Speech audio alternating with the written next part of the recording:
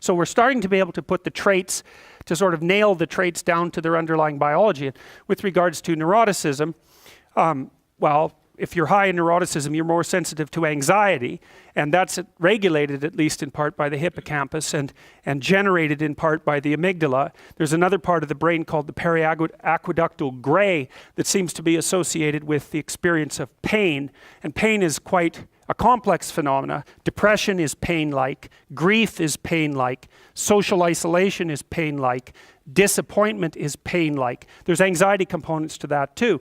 And so neuroticism seems to be something like threshold for activation in those negative emotion systems. So if you're higher in neuroticism, 1 unit of uncertainty might produce, let's say, 3 units of psychophysiological response, whereas if you're lower in neuroticism, 1 unit of uncertainty might produce 1 unit of psychophysiological response.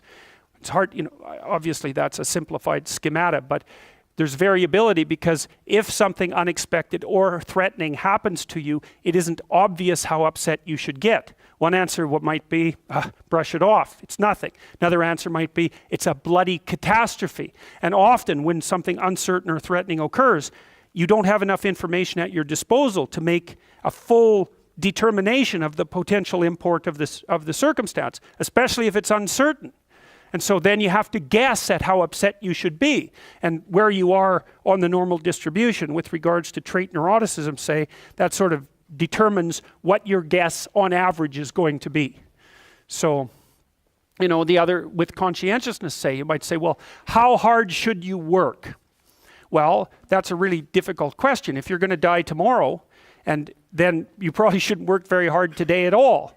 So one thing you might say is that the degree to which you should work hard is dependent on your assumptions about the stability of the future. We actually know this to be true because if you put people in wildly uncertain circumstances, they discount the future, which is exactly what you should do, right? It only makes sense to store up goods for future consumption if the future is likely to be very similar to the past and the present. You need a stable society for that. And conscientiousness only works in a stable society. Because all you do otherwise, if you're piling up goods, which is kind of what conscientious people do, is leaving them there for the criminals to take, or waiting for the next chaotic upheaval to wipe out everything that you've stored. And so even conscientiousness is a kind of guess.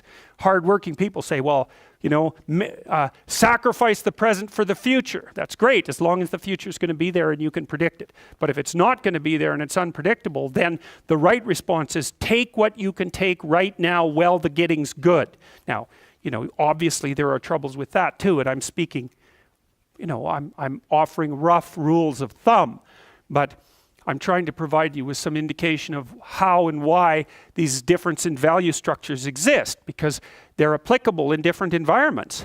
Sometimes in a dangerous social environment, it's not obvious that being an extroverted person is a good idea. Because extroverted people, they stand out, especially if they're extroverted and creative, right? Because not only are they noisy and dominant and assertive, they're also colorful and flamboyant and provocative.